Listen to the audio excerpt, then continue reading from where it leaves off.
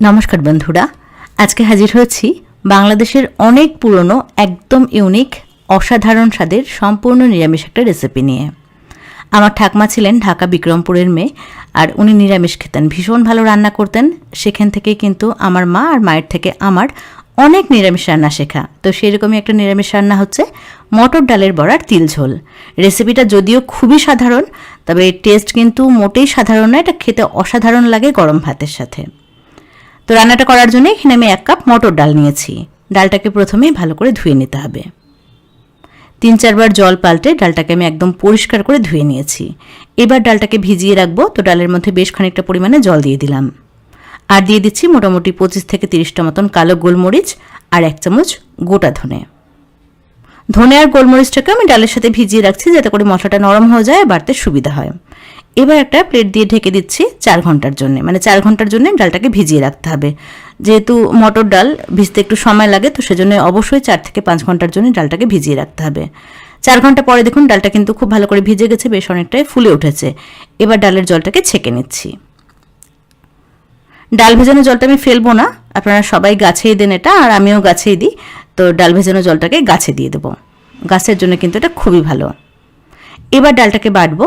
তো বাটার জন্য এখানে আমি শিলপাটা ব্যবহার করছি, আপনারা চাইলে মিক্সিতেও বাটতে পারেন, তবে অবশ্যই লক্ষ্য রাখতে হবে ডালটা যেন একদম শুকনো করে বাটা হয়, আর মিহি করে বাটা না হয়, মানে একটু দরদরে করে একদম শুকনো করে বাটতে হবে।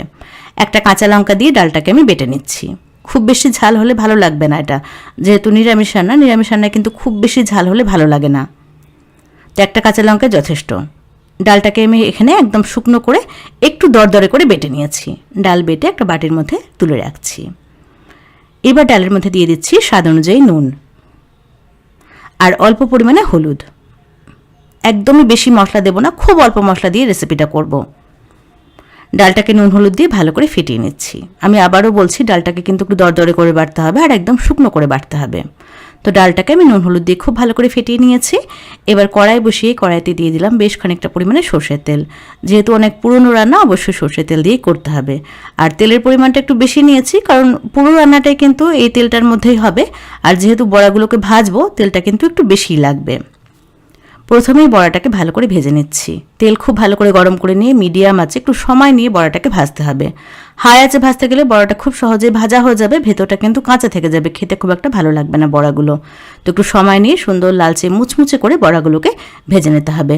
আর বড়াগুলোকে খুব বেশি বড় করবেন না, এইরকমভাবে একটু ছোট ছোট করে ভেজে নেবেন, তাহলে কিন্তু রেসিপিটা ভালো হবে।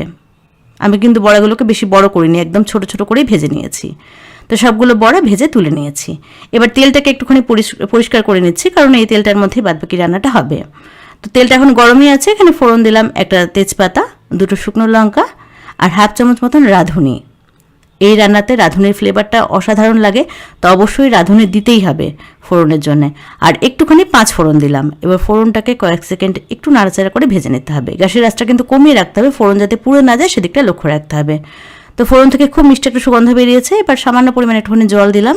জলের মধ্যে দিয়ে দিলাম পরিমাণ মতন হলুদ, সামান্য পরিমাণে চিনি, একটুখানি স্বাদ অনুযায়ী নুন আর একটুখানি জিরে গুঁড়ো, আর 2টো কাঁচা লঙ্কা চেরা দিয়ে দিলাম।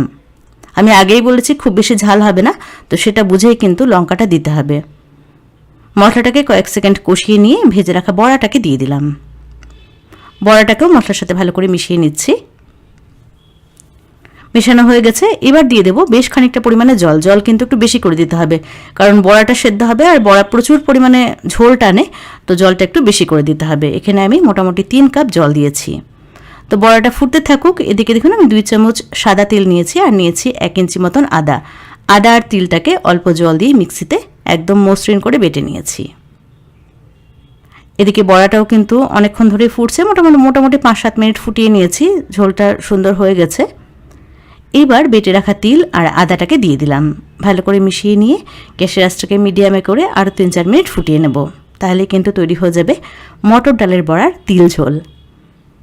তো দেখলেন এই রেসিপিটা কতটা সাধারণ, তবে খেতে কিন্তু এটা মোটেই সাধারণ না, অসাধারণ লাগে এটা গরম ভাতের সাথে খেতে। তো অবশ্যই যারা নিরামিষ খান বা এই ধরনের নিরামিষ রান্না পছন্দ করেন, তারা বানিয়ে দেখতে পারেন, অসাধারণ লাগে এটা খেতে।